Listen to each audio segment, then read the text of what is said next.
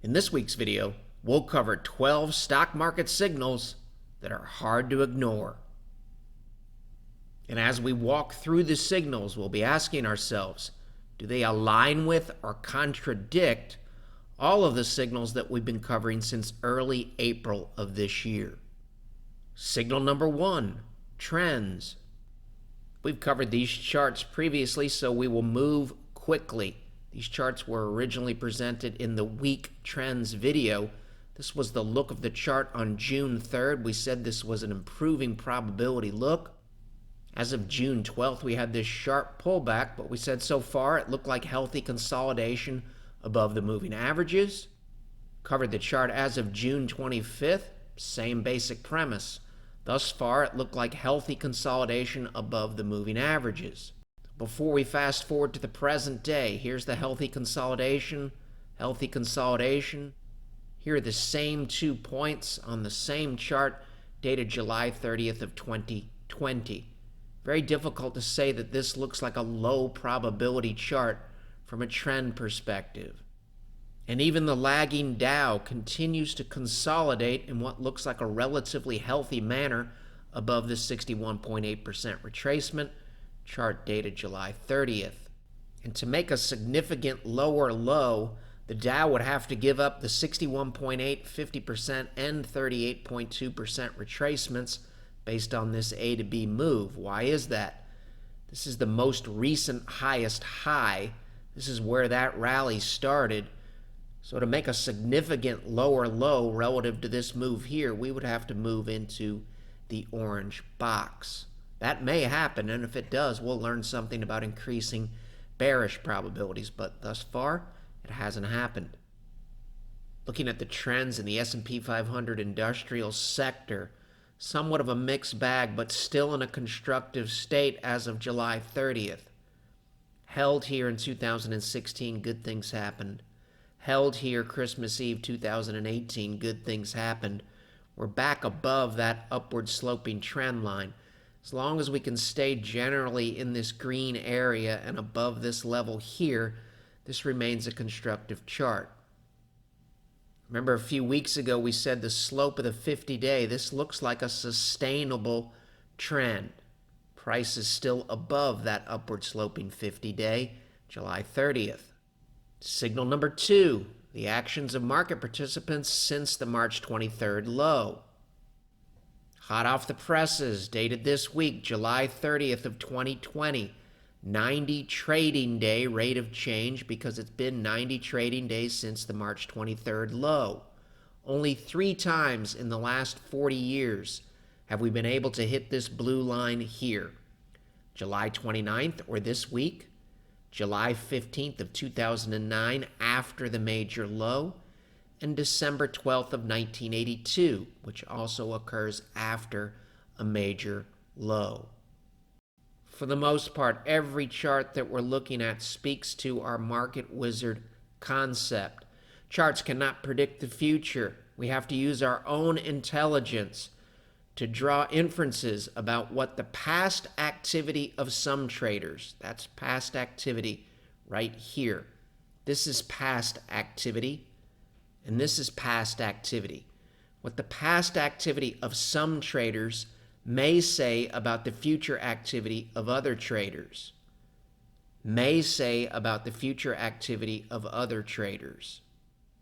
So we just looked at the actions of market participants since the low in the stock market. What about volatility expectations since the low? This week, hot off the presses, on July 29th, we printed the lowest close in the VIX since the major low was made on March 23rd. That level was 24.10. This is a rare spike that we've covered. This is a rare spike that happened before the major low in March of 2009. When did we reach the same level for the first time in 2009? The answer, on July 21st of 2009. We can use the same market wizard concepts here. What is the past shift in volatility expectations? Tell us about the potential actions of other traders in the market walking forward from July 21st. July 21st, 2009 is similar to July 29th of 2020.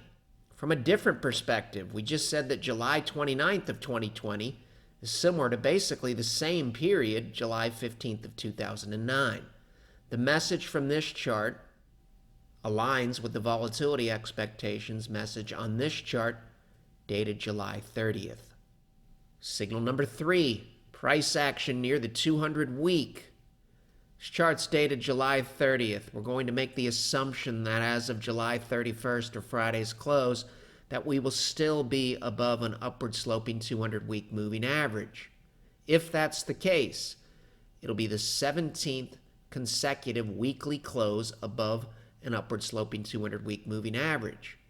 How does that compare to past major bear markets?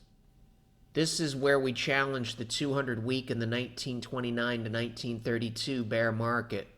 We closed below it here for 1 week, and then we were only able to close above it for 5 consecutive weeks, and then the bear market resumed. Similar situation here. Closed below it for 5 weeks, but we're only able to stay above it for 8 weeks. This is the dot-com bust bear market.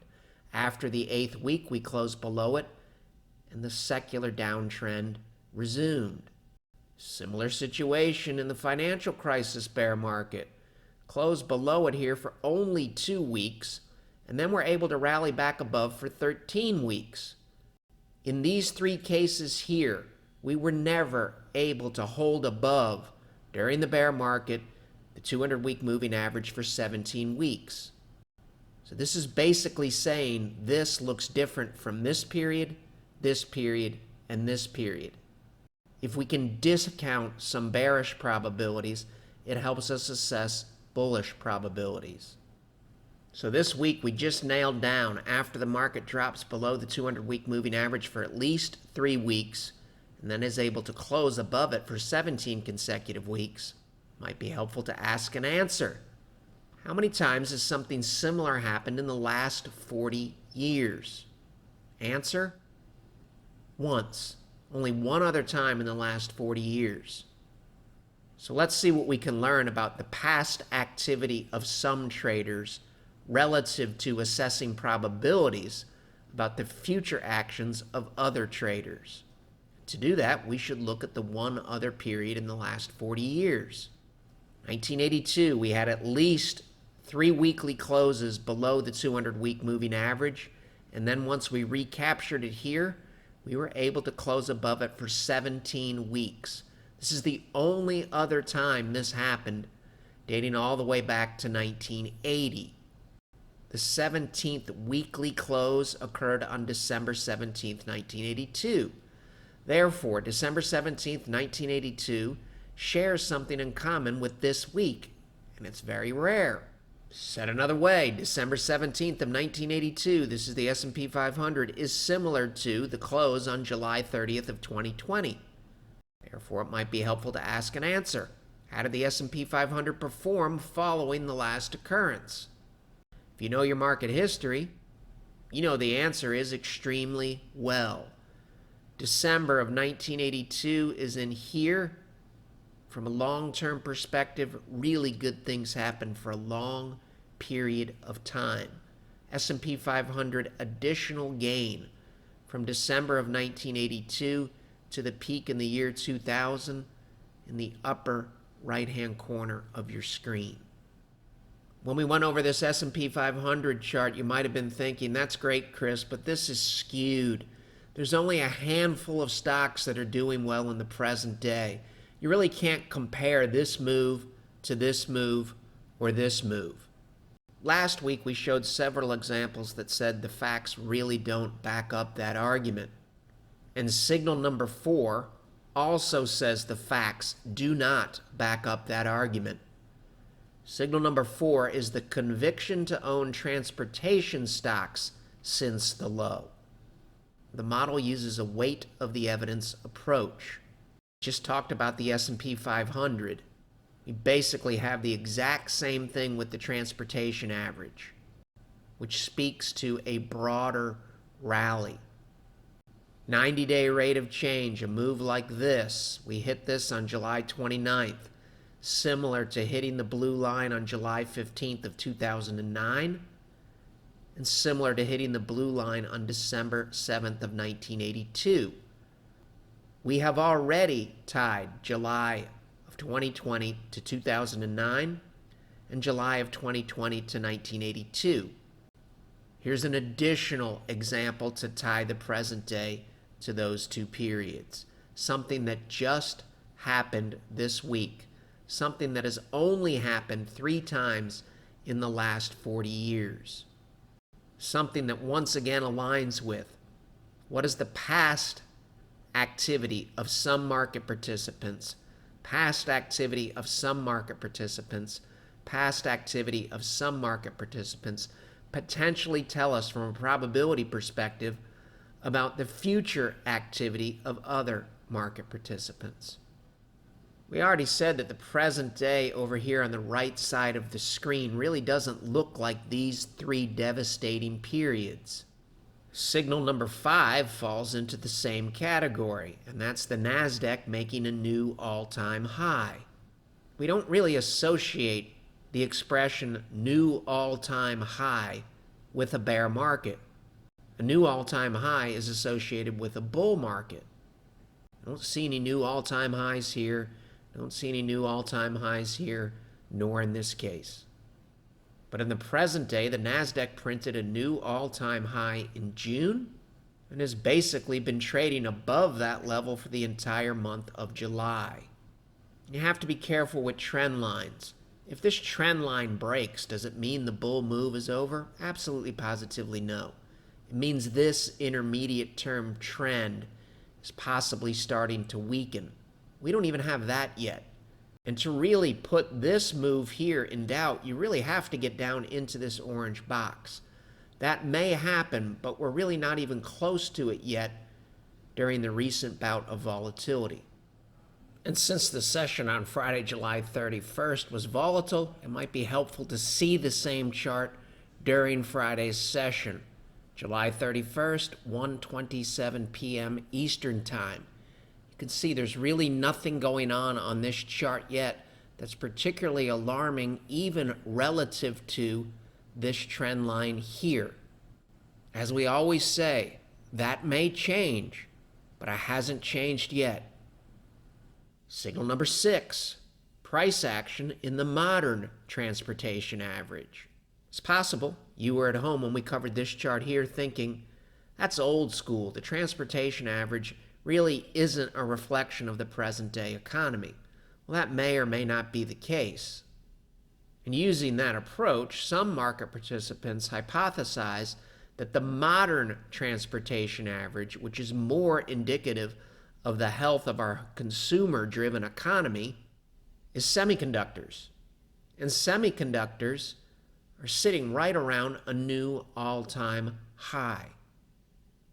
It's hard to look at this chart and believe that the net aggregate opinion of market participants regarding all subjects on all time frames is negative as of July 30th. That's obviously subject to change, but it hasn't changed yet. Signal number 7, investor sentiment. We've covered sentiment from numerous perspectives in recent weeks. Let's just chalk this up to an additional anecdotal example. Bespoke Investment Group this week, tweet dated July 30th. Here's their Twitter handle where my cursor is. Basically saying sentiment in the present day is similar to May of 2016. Sentiment down here, this is pessimistic in 2016.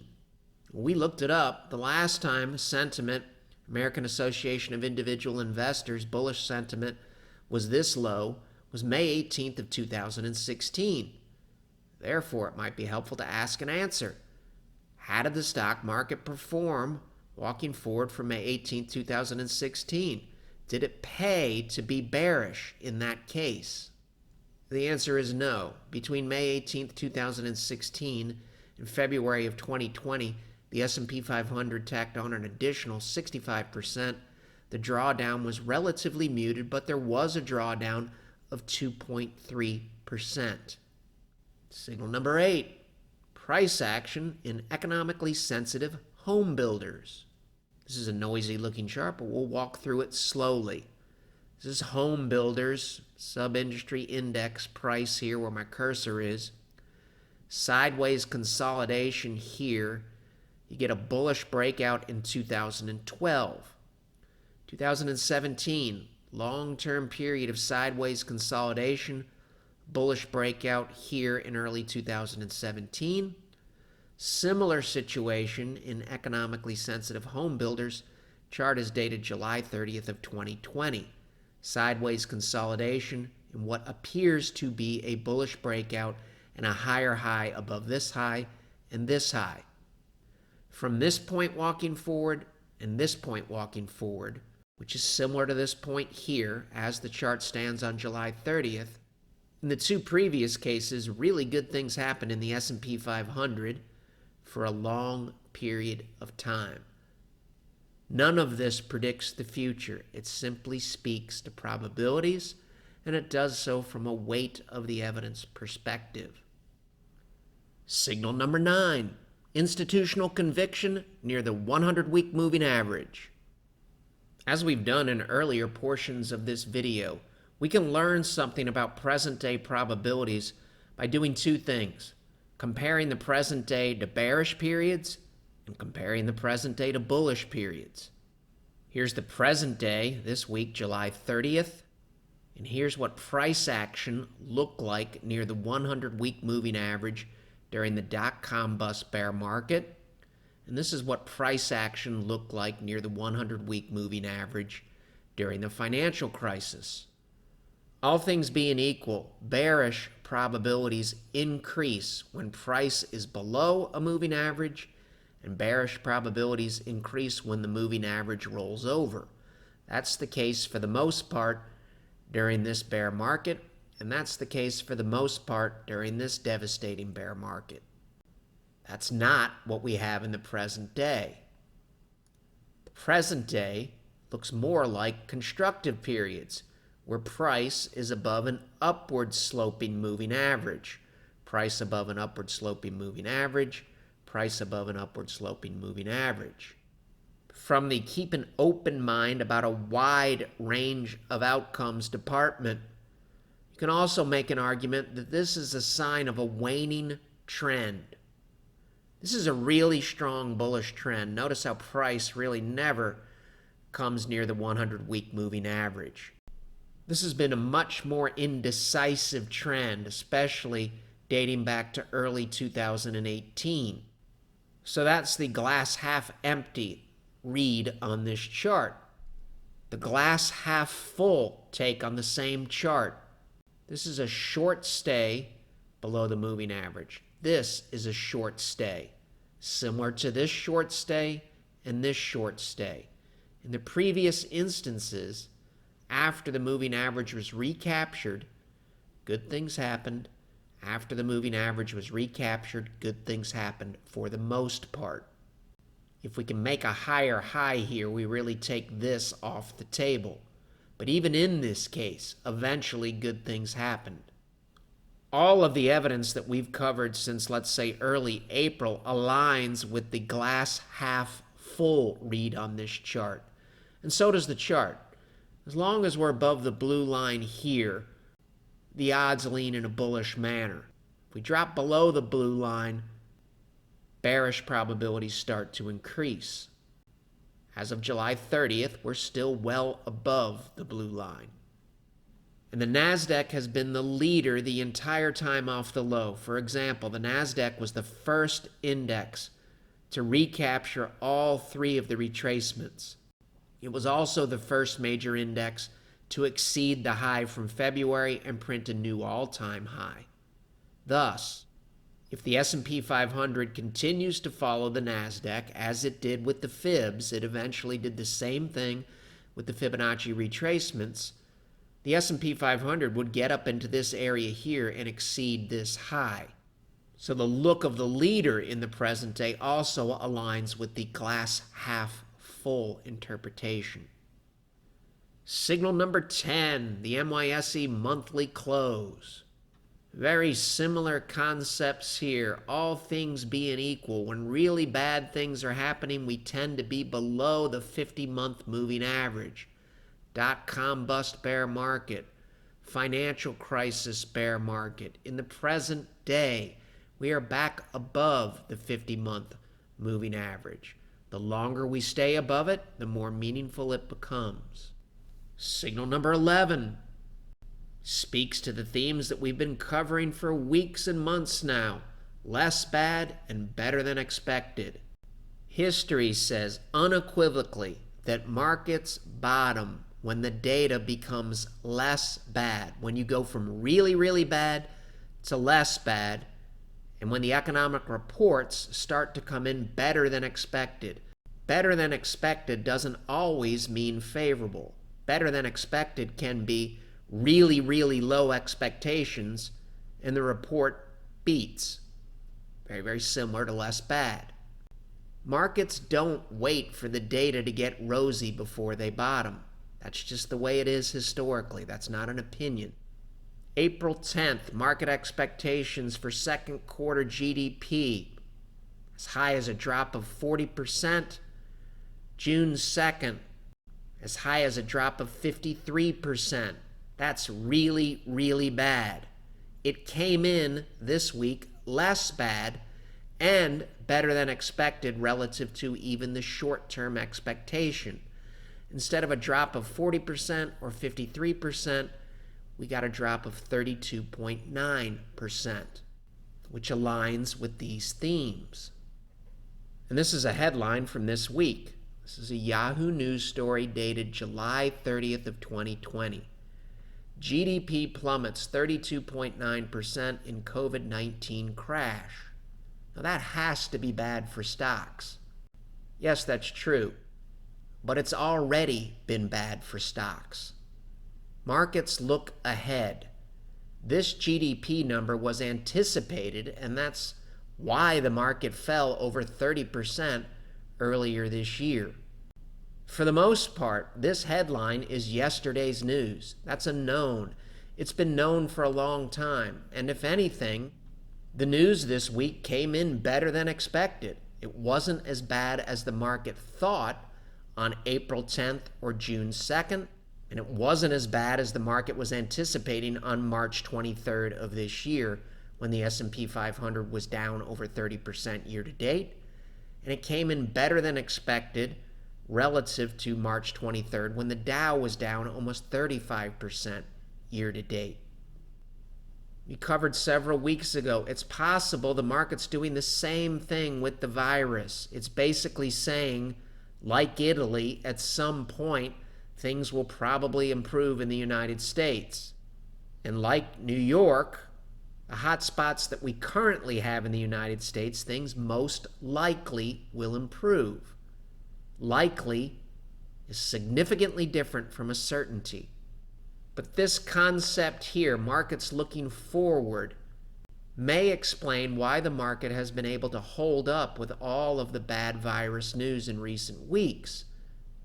The market looked ahead. It's not really shocked by that. Signal number 12, the drawdowns that we've experienced in the S&P 500 between April and July of this year. In this short takes post, which is our blog, it's dated April 14th. You can most likely find it by searching for this title here. We said market breadth on April 14th was showing signs of life, telling us to keep an open mind about better than expected outcomes. This was the table that we produced. This table looks out 5 years. We can also calculate historical drawdowns. If the market in the present day varies significantly from the historical drawdowns, then the odds of good things happening start to diminish. And clients and regular viewers know that we've covered countless tables and studies since April 14th that had a lot of green on them. Most of them telling us to keep an open mind about better than expected outcomes looking out 5 years, some of them 2 to 3 years. In every case thus far, we have yet to see drawdowns that put any of these studies in doubt. For example, June 15th short takes post, Realistic Expectations. Sound familiar? Is the title. This post contained a study based on the VIX. Look at all the green in the table looking out 1 to 3 years. Point of the exercise with the drawdown table. If we're going to embrace the green table, we also have to embrace, respect, and understand what the historical drawdowns would look like hypothetically in the present day. Many of the charts from this week's video are from Thursday, July 30th. Natural human tendency is to think that they're all invalid. None of them have really changed significantly during Friday's session. This is the hypothetical drawdown chart from this study from June 15th. This is the drawdown during the session on July 31st at 1:29 p.m. This is the session low here. You can see we really haven't seen anything that puts this study or any of the studies that we've covered in recent weeks in doubt.